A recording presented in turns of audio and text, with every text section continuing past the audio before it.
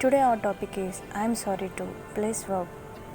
When you feel regret or sympathy, you can use this expression sorry to.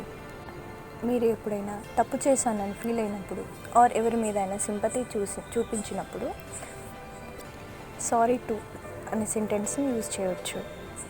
For examples, I'm sorry to ask about your late father.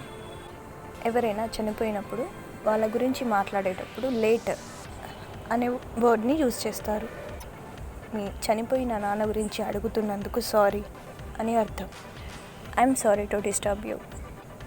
మిమ్మల్ని disturb చేసినందుకు sorry. I'm sorry to make you angry. మీకు కోపం తెప్పించినందుకు sorry అని. I'm sorry to misunderstand you. మిమ్మల్ని తప్పుగా అర్థం చేసుకున్నందుకు సారీ అని. I'm sorry to forget about you. మీ గురించి మర్చిపోయినందుకు సారీ అని.